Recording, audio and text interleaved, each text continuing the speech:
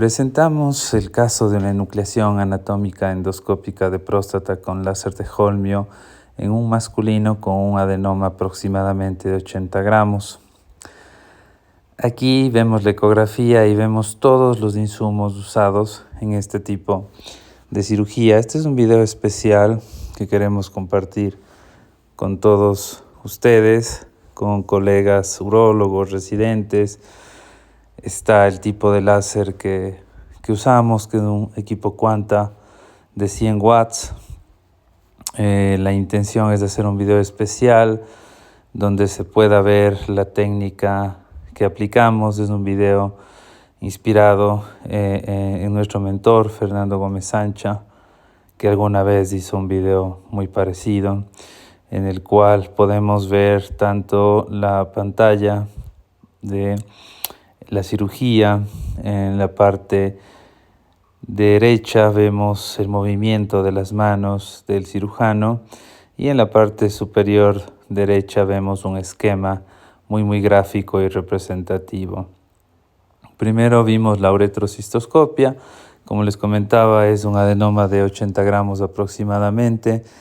Aquí empezamos a delimitar, a marcar nuestra línea blanca.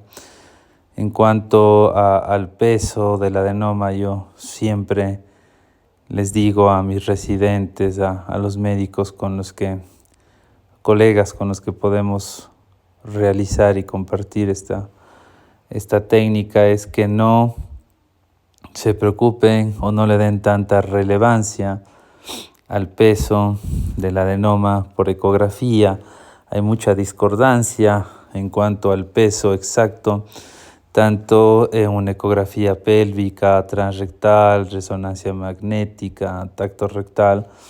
Por cualquiera de los métodos que uno trate de identificar la próstata con un volumen exacto, es muy difícil, y más aún la correlación volumen de próstata con tejido enucleado y con tejido reportado por patología.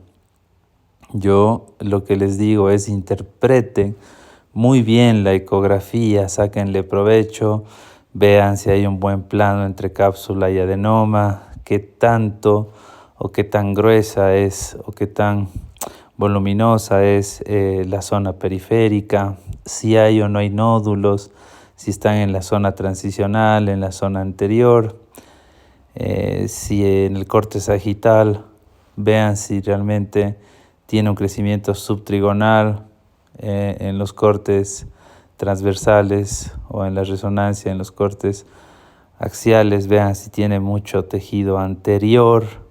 Entonces yo creo que para eso sirve más la ecografía que para realmente preocuparse por el volumen prostático.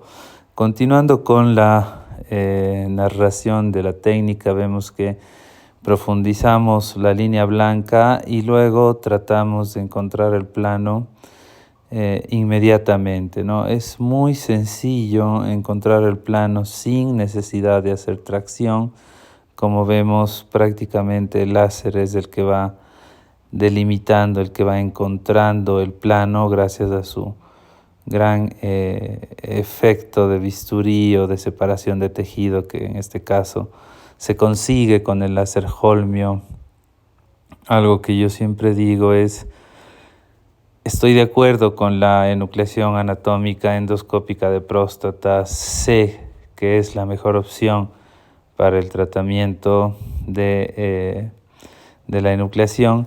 Sin embargo, realmente de algo que no estoy seguro es si realmente las otras energías, por ejemplo la energía bipolar, el láser de thulium, la superfibra de láser de thulium, el green light, pueden llegar a desarrollar estos planos tan precisos y tan exactos como si lo hace la energía del láser de Holmio, ¿no?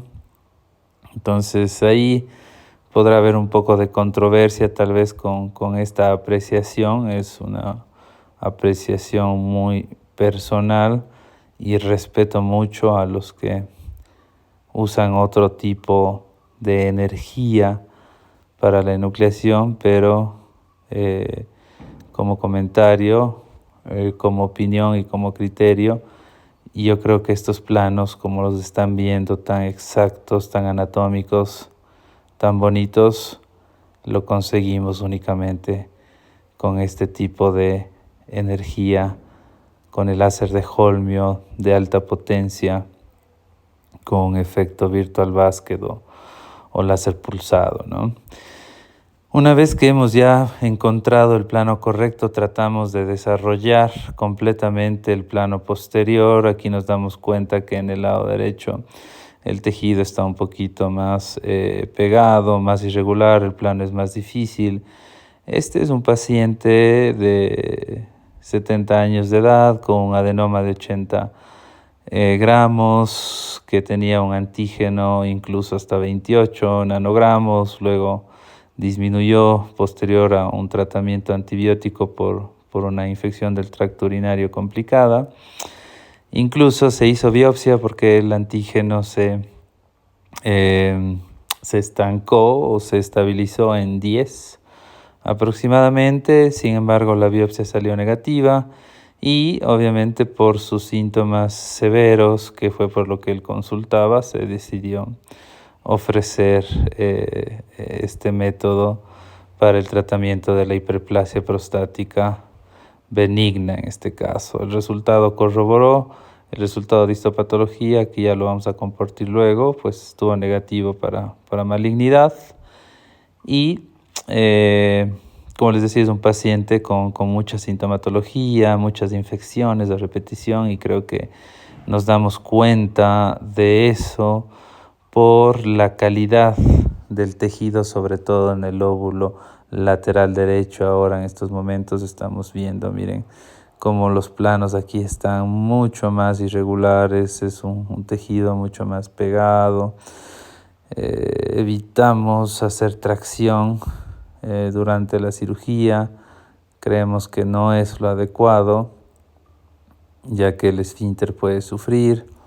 Aparte, mecánicamente nos agotamos más, es una cirugía en la que tenemos que trabajar de una manera ergonómica, como ustedes están viendo en la pantalla, tranquilos, cómodos, sentados, con movimientos muy coordinados, muy sutiles. Hay que tomar el equipo de una manera muy sutil, nada de estar tensos. Realmente es lo que siempre les digo a las personas a las que les puedo acompañar y que se inician en esto, tienen que estar relajados. Si ustedes están tensos, sosteniendo el equipo de una manera rígida, sus hombros van a sufrir, su espalda va a sufrir, y no van a disfrutar la cirugía. Realmente van a terminar muy agotados, porque es una cirugía que ustedes están viendo de constante movimiento. Son movimientos lentos,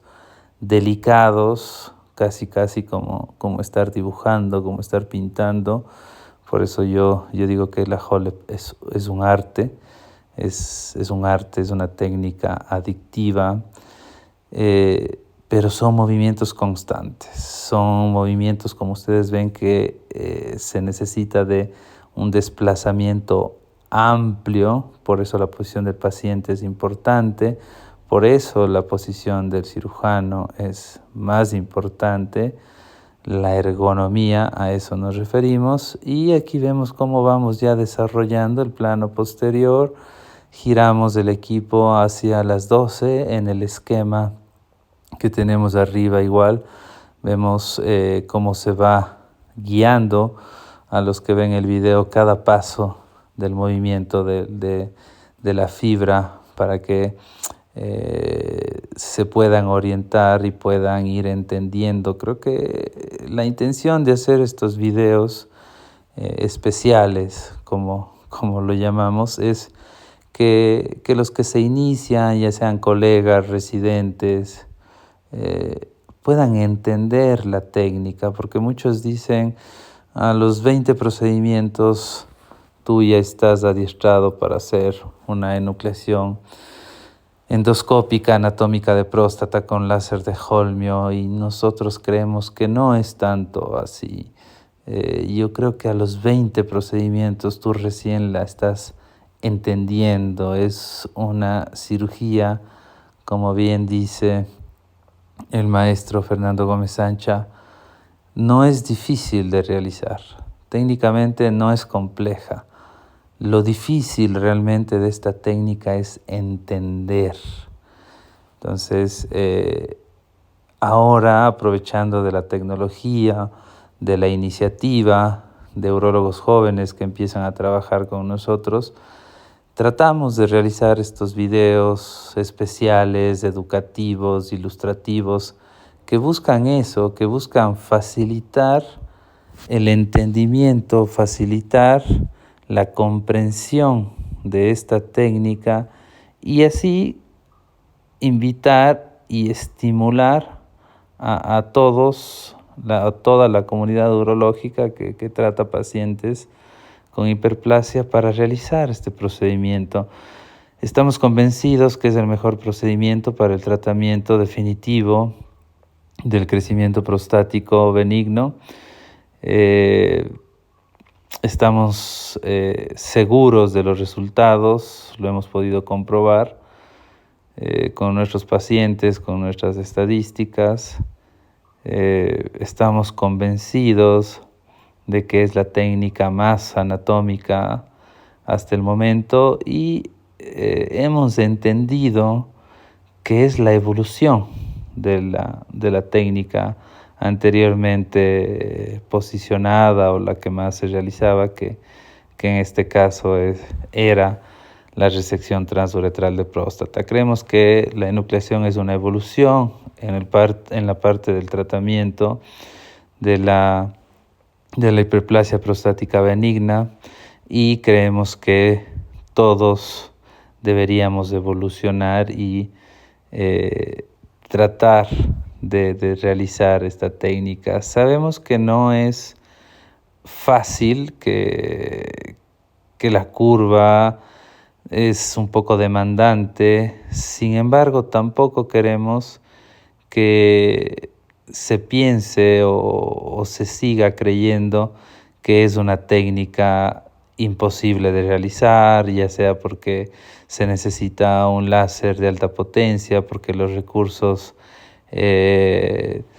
no son tan fáciles de obtenerlos, porque tal vez es una técnica muy compleja en la parte como tal, hablando de la técnica, o porque hay falta de proctors. Yo creo que eso cada vez se está solucionando, se está facilitando. Cada vez hay más gente que se está entrenando en esto. Es una técnica de la cual se habla mucho en los congresos, en los meetings urológicos, y la intención de estos videos es socializar más la técnica, compartir más la técnica y así incentivar, estimular a la gente joven, a los residentes que se inician en esto para que se formen. Y una parte muy importante es esto, ver los videos. Nosotros nos iniciamos de esa manera, viendo los videos de Fernando.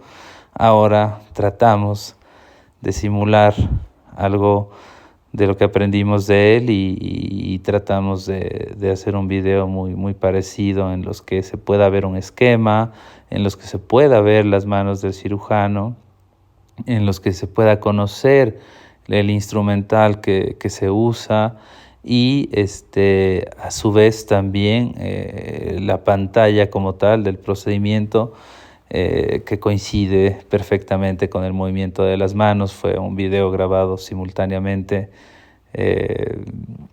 por la parte de grabación de la endocámara y de manera externa por uno de nuestros colaboradores y amigo, David, que nos ayudó a grabar la parte manual, la parte externa, lo que casi no se muestra, lo que casi no se ve.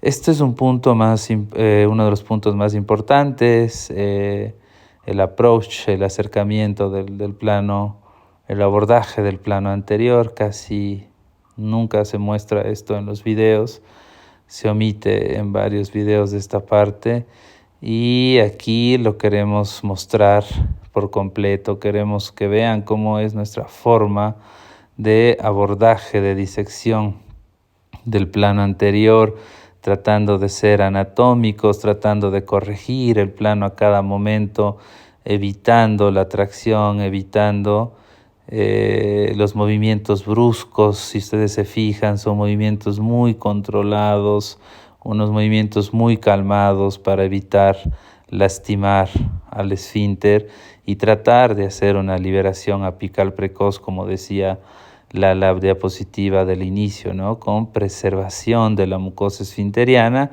y eso nos ayudará a tener una adecuada continencia al día siguiente de la cirugía, cuando el paciente esté sin sonda.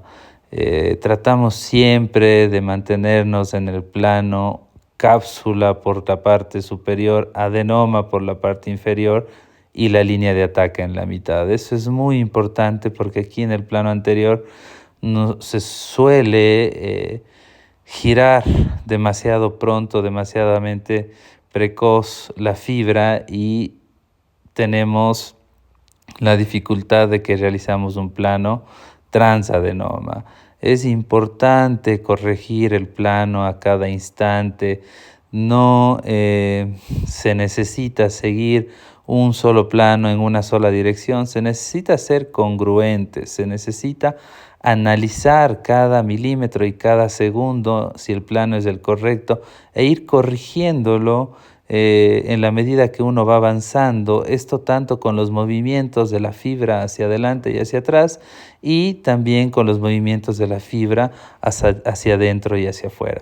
Entonces es importante entender eso, que no necesariamente hay que hacer un solo plano en un solo sitio, por así decirlo, sino hacer un plano unívoco, ¿sí? En el sentido de ser congruentes en el plano que estamos yendo, pero en el momento que veamos un adenómero, en el momento que veamos que estamos dejando mucho adenoma, corregirlo, como lo están viendo en este instante, ¿no?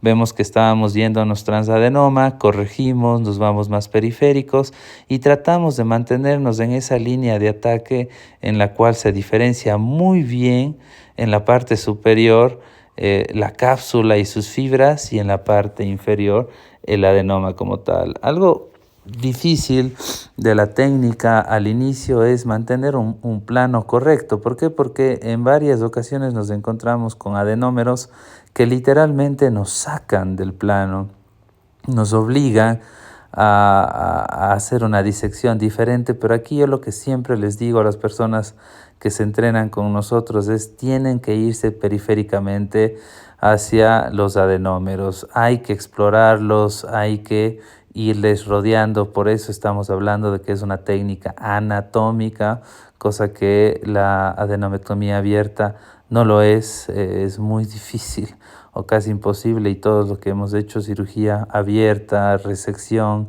y ahora enucleación sabemos que es casi imposible ver los adenómeros laterales, subtrigonales, etcétera, etcétera. Y en esta técnica esto es completamente fácil de reconocer. Sin embargo, lo difícil es mantenerse en el plano, y muchos optan por irse transadenómero o transadenoma como tal. Sin embargo, nosotros recomendamos explorar un poquito más de esos adenómeros para realmente asegurar una enucleación anatómica y definitiva para evitar crecimientos residuales o recidivantes. En este punto de la cirugía apuntamos mucho más hacia el adenoma, ya que el plano posterior ya lo desarrollamos y la intención pues es proteger nuestra cápsula. Entonces los disparos tienen que ser más pegados hacia el adenoma para que la descarga de la energía sea sobre este y no sobre la cápsula, y así evitar perforaciones o invasiones innecesarias de la misma. Tratamos de mantenernos siempre en movimiento. Como ustedes ven, el disparo del láser es constante, el movimiento de las manos es constante. Si ustedes se dedican solo a un sitio, lo que van a hacer es dejar que se acumule sangre alrededor del tejido que no se está enucleando. Entonces la recomendación es estar en constante movimiento, no perder el plano, hay que desaprender la técnica de resección porque ahí siempre queremos ver un plano panorámico, una visión panorámica, y aquí es distinto. Aquí estamos trabajando muy pegados al tejido con un flujo laminar que nos permite tener una excelente visión. Entonces hay que desaprender todo lo que se adquirió de conocimientos en la técnica de resección, en la que nos echábamos para atrás y tratábamos de ver el adenoma. Aquí es distinto, trabajamos pegados sobre el adenoma prácticamente, y lo que va a ser nuestra guía es la disposición de las fibras, tener en mente y tener una buena orientación espacial en cuanto al adenoma, sabiendo que hay lugares más irregulares, sabiendo que hay lugares más periféricos que otros, que hay lugares más mediales, y tener ese mapa mental, ese esquema mental para ir desarrollándole conforme vamos avanzando. Entonces, como les digo, estamos en constante movimiento. Aquí el tejido es más irregular, está más pegado, el adenoma es más duro de disecar. Sin embargo, hay que invertir un poco de tiempo, paciencia, planear una estrategia y no ser mecánicos, sino ir razonando e ir entendiendo el plano en cada momento para poder ir haciendo una enucleación segura, incluso en estos ambientes un poquito hostiles o planos hostiles. Vemos ahí los conductos eyaculadores. Eso nos quiere decir que realmente ahí hay una profundidad en cuanto a la disección. Sin embargo, pues no pasa absolutamente nada, corregimos el plano hacia arriba, ya no nos seguimos profundizando. Creo que ahí nos profundizamos lo suficiente como para ser agresivos y disecar el adenoma, y en las zonas en las que tengamos que ir un poco más superficial, pues lo haremos. Pero la intención es ser radicales, ser lo más radicales posibles para evitar que se quede tejido residual. Aquí estamos viendo el esquema, cómo estamos desarrollando prácticamente el plano posterior, y tenemos disecado ya todo el ápex. Regresamos a la parte posterior, tratamos de seguir un orden, siempre mantenernos en movimiento, no ir tan deprisa, pero siempre estar avanzando, siempre estar progresando, porque si no la cirugía se vuelve eterna. La gente que nos ayuda, porque es una cirugía en equipo, que dependemos del anestesiólogo, de los circulantes, de las personas que cambian el líquido, del instrumentista que hace el cambio, como tal, de los instrumentos, del que nos da los accesorios. Entonces es una cirugía que tiene que estar muy bien coordinada, que tiene que realizarse por un equipo ya capacitado, estandarizado. Creemos que esa es la clave de este tipo de intervención. Acostúmbrense a trabajar con un equipo ya establecido para minimizar los errores y los riesgos en este tipo de intervención, y hacerla más rápida, hacerla más cómoda, más llevadera, más didáctica, porque caso contrario se convierte en una cirugía tediosa, cansona, de bastante tiempo, en el que la gente se desespera, la persona que cambia el agua se agota, el cirujano se agota, se frustra. Entonces siempre traten de formarse con un equipo ya entrenado, que tenga su trayectoria, y con eso se van a dar cuenta que es una técnica maravillosa, porque a veces nos vamos con una mala impresión de que es una técnica tardada, que es una técnica difícil, que es una técnica poco anatómica o que sangra mucho, y muchas cosas más que se han dicho de la técnica. Pero yo creo que eso pasa cuando no estamos entrenándonos con gente que realmente ya domine la técnica y la haga ver sencilla, porque lo es. Sin embargo, el proceso para llegar a eso, para llegar a entender, es el complejo y es lo difícil, ¿no? Entonces hay que tener muy en cuenta eso, de que no es una técnica difícil de realizar, pero sí difícil de entender y comprender que el entender esta cirugía pues lleva un proceso, ¿no? Un proceso primero como ayudante, como asistente, viendo videos, estando en la mayor cantidad de cirugías posibles, porque cada adenoma es distinto, por más de que la técnica sea la misma, cada adenoma nos lleva o nos empuja a hacer algo distinto en cada cirugía. Entonces, la clave es eso, ver muchos videos, asistir a muchas cirugías e ir entendiendo cada vez mejor. Y eso me pasa mucho y se los comento y es algo real porque cuando estamos con compañeros que vienen de otros lugares, que no han estado familiarizados con esta técnica, se quedan con nosotros 2, 3 semanas, ven la técnica y nos dicen, bueno, ya a la segunda semana le estoy entendiendo, ya sé dónde estás, sé que estás en el plano posterior, sé que estás en el plano anterior, sé que estás disecando un nódulo. Entonces eso nos hace comprender y entender que realmente no es una técnica difícil de realizar, sino una técnica difícil de entender, de comprender, pero que pues es completamente reproducible, que se puede entrenar a los urólogos para realizarla, que se puede tener buenos resultados entrenando a urólogos nuevos. Sin embargo, ese es el problema, sobre todo en Latinoamérica, que hay pocos centros de entrenamiento de esta técnica. Entonces, la limitante más va por ahí que por otra razón. Aquí vemos cómo estamos disecando un nódulo. Veíamos que ahí fuimos más agresivos, más profundos. Obviamente ahí la cápsula va a ser más fina.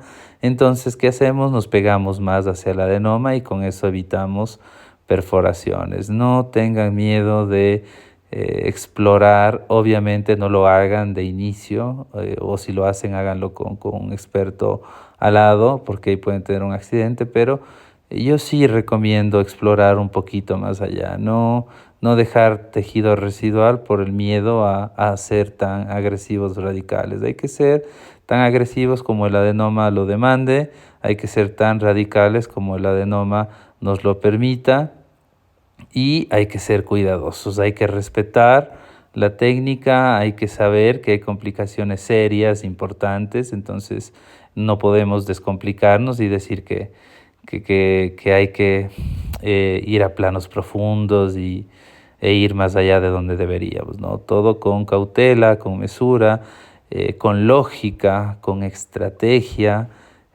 hay que hacerlo, ¿no? Hay que explorar, hay que tratar de sacar todos los nódulos y también ir desarrollando un solo plano, ¿no? Al momento que ya disecamos un poquito más hacia afuera, hacia la periferia, hacia la zona de la cápsula, pues retomar nuevamente el plano y tratar de continuar en un plano congruente. Ahí estamos explicando justamente eso a los visitantes que teníamos ahí, que no importa, no pasa nada si nos salimos del plano, lo importante es reconocer el plano, replantearnos la estrategia y volver a unir. Miren, ahí estamos ya prácticamente retomando nuevamente el plano posterior, cuando en un inicio habíamos sido más agresivos en el lóbulo derecho.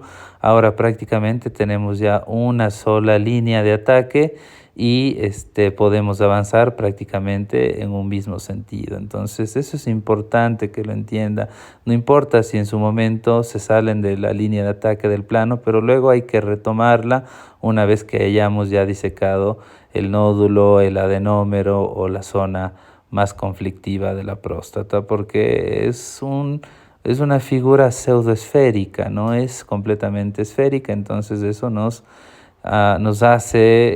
obliga a nosotros también a hacer una disección de la misma manera. Pero miren qué buenos planos hemos conseguido. Ahí vemos cómo disecamos otro adenómero, cómo se penetra más hacia la cápsula en ese momento de la cirugía y decidimos ir un poquito más por fuera, ¿no? Entonces es esto, es eso, es juzgar cada movimiento que damos, juzgar cada paso que damos e ir interpretando la anatomía y la información que nos brinda la próstata e ir resolviendo el problema en el camino, porque por más de que le hayamos hecho una resonancia multiparamétrica, un ultrasonido, un microultrasonido, todo lo que ustedes quieran, la visión endoscópica es completamente distinta y esto es in situ, esto es haciéndolo. En ese momento uno va replanteando la estrategia, va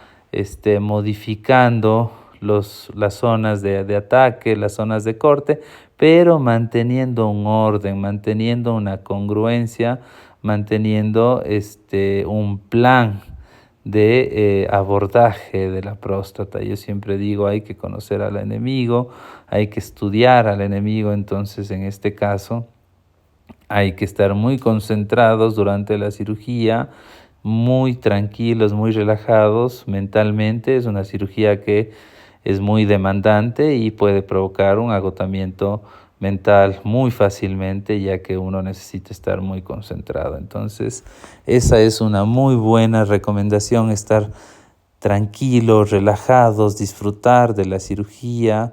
Ergonómicamente tienen que estar en un asiento cómodo, con espaldar, con los brazos en posición neutra, evitando la sobreextensión de los mismos, de la articulación, sobre todo del hombro. La visión tiene que ser hacia el frente para evitar los movimientos laterales del cuello y así no sufrir de contracturas a ese nivel. La toma o la manera de sostener los equipos tiene que ser una manera muy delicada, la fibra con 2 dedos, la endocámara con 3, para estar libres y para poder mantener esa fluidez, esa libertad, esa naturalidad de amplitud de movimiento. Si nosotros estamos rígidos o tratamos de introducir nuestras manos como si estuviéramos haciendo una resección, los movimientos van a ser mucho más limitados, ya que vamos a estar en una posición poco libre, de poco movimiento. Entonces, fíjense mucho en la soltura, en la fluidez, en la naturalidad, en la espontaneidad de los movimientos del cirujano. Así deberían ser todas las enucleaciones para evitar lastimarse las articulaciones y sobre todo para evitar un cansancio innecesario en el cirujano. Y esto nos da la razón porque nosotros hemos llegado a hacer hasta 13 procedimientos seguidos en una sola sesión. Fernando hace igual, entre 8, 7 procedimientos seguidos. Entonces, imagínense ustedes que un mismo cirujano, un mismo equipo quirúrgico realice 13 adenomectomías abiertas, 13 RTU en una sola jornada. Es difícil de imaginarse, ¿no? Por la cantidad de recursos, de soluciones, etcétera, etcétera. Y esto es completamente posible en una enucleación, ¿no? Hacemos sesiones de 5, 6 casos. La mayor, como les comento, es de 13 casos en un solo día. Fueron 12 horas, desde la mañana hasta la tarde-noche. Y esto lo permite por eso, porque el cirujano está tranquilo, está sentado, está cómodo, en una posición natural, en una posición muy, muy satisfactoria. Entonces, yo creo que esa es una gran ventaja de la cirugía, que nos permite hacer varias intervenciones en una sola sesión, cosa que antes era impensado en la cirugía abierta o en la cirugía endoscópica con la técnica de resección. Aquí estamos disecando los planos laterales y anteriores. Estamos tratando ya de avanzar hacia el cuello vesical sobre la parte anterior, y aquí hay que estar atentos mucho al cambio de las fibras, al cambio de la dirección de las fibras. Vamos a ver cómo las fibras empiezan a ponerse más verticales. Y eso quiere decir que estamos yendo en el plano correcto. Y vamos, miren, ahí es muy clarito cómo las fibras empiezan a ponerse más verticales. Miren, es muy claro, estamos próximos a salir hacia el cuello y lo representa el gráfico que lo tenemos en el extremo superior derecho para que ustedes estén orientados. Y ahí estamos ya entrando hacia la vejiga, separando la mucosa del cuello vesical del adenoma, pero a nivel ya del cuello de la vejiga como tal en la parte anterior, porque tendríamos que hacer lo mismo en la parte lateral y en la parte posterior. Nos mantenemos en un solo plano, no nos metemos hacia el cuello, todo lo contrario, nos pegamos hacia el adenoma, como ustedes están viendo. Una vez que se liberó ya toda la pseudo circunferencia del adenoma y que podíamos navegar a través de todo el adenoma, vamos separando cada sitio, ¿no? Primero la parte anterior, luego la parte lateral derecha, luego haremos lo mismo con la parte lateral izquierda para que finalmente nos quede solo un attachment, solo una atadura del tejido hacia la cápsula a nivel de las 6 de la tarde. Entonces eso nos va a facilitar mucho para disecar el cuello, sobre todo en adenomas que tienen crecimiento subtrigonal, ¿no? Este paciente no tenía un crecimiento subtrigonal importante. Era una próstata muy simétrica, con algunos nódulos, pero realmente muy simétrica en términos generales.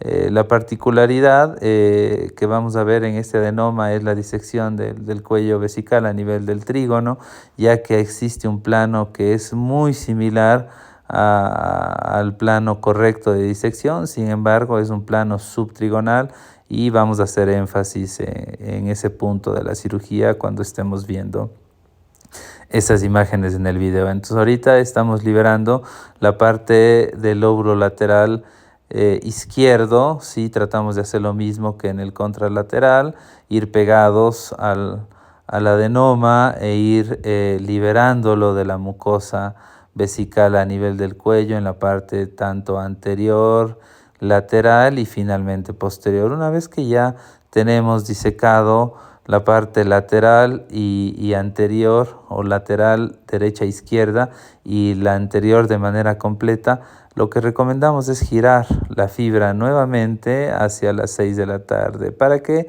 Para tener la visión de 30 grados hacia arriba y con eso evitar hacer una disección subtrigonal. Aquí hemos ya regresado la posición de la fibra hacia las 12, como ustedes ven. ¿Para qué? Para hacer una disección muy pegada al cuello y así evitar un plano subtrigonal, que es muy sencillo irse en un plano subtrigonal. Aquí es en el punto de la cirugía en la que más tracción hacemos, porque tratamos de mover el adenoma hacia adelante, tratamos de volcarlo hacia adelante. Como no disecamos ampliamente el cuello vesical, a veces es difícil que el adenoma pueda entrar en el cuello fácilmente, entonces hay que hacer algo de tracción, no mucha, la verdad, como ustedes vieron o lo están viendo en la pantalla en la que representa los movimientos del cirujano, pero sí se hace más tracción que en el resto de la cirugía. Entonces, una vez que ya tenemos solo el attachment de las 6 de la tarde, miren, vamos ligeramente empujando el adenoma y vamos bien pegados hacia el cuello. ¿Por qué? Porque aquí, si no tenemos experiencia, podemos confundir muy fácilmente los planos e irnos en un plano subtrigonal, o podemos irnos muy metidos hacia la vejiga y podemos lastimar los orificios ureterales, que como ustedes se fijan no los hemos visto en ningún momento porque estamos tan seguros del lugar donde estamos trabajando que creemos que no es necesario estar viendo a cada momento los orificios ureterales, porque todo el tiempo estamos trabajando dentro del adenoma de la cápsula, dentro de la fosa. En ningún momento hemos avanzado hacia la vejiga, pero esto nos da la seguridad el tener esta visión con la fibra a las 6 de la tarde, con la visión de 30 grados hacia abajo para saber qué está pasando. Entonces miren, aquí estamos ya disecando la última parte del cuello vesical y quiero que vean el plano que se va a formar. Se va a formar un plano muy similar al plano correcto, sin embargo ese es el subtrígono y aquí es donde más errores se puede cometer, donde podemos disecar por falta de experiencia el subtrígono y con eso provocar una perforación y una infiltración de líquido hacia cavidad peritoneal o hacia el espacio de rectus. Entonces hay que tener cuidado en este sentido, en este punto de la cirugía, siempre estar fijándose si estamos en el cuello. Ahí está apareciendo un plano subtrigonal, si se dan cuenta, y lo vamos a señalar para, de una manera intencional, para las personas que estaban en ese momento con nosotros. Mire, ahí movimos la cámara y mostramos el plano subtrigonal y vemos que es muy similar, pero cuando uno ya tiene experiencia, sabe identificar cuándo es una mucosa del cuello vesical y cuándo es un tejido como tal de la cápsula que se está abriendo y que estamos provocando una perforación. Miren, es muy similar, pero tiene sus diferencias y es muy fácil irse en ese plano, irse debajo del trígono, lastimar los meatos y sobre todo provocar un accidente en la pérdida de líquido hacia cavidad peritoneal o hacia el espacio de Retzius, dependiendo en el sitio que estemos. Hemos terminado ya la cirugía, hemos volcado completamente el adenoma ya hacia la vejiga, lo hemos luxado completamente, ahí lo inspeccionamos, siempre me gusta inspeccionar, siempre me gusta ver los nódulos que he disecado, se ven como claramente los nódulos están fuera del adenoma, miren, los nódulos que vimos en el lateral derecho y en el lateral izquierdo.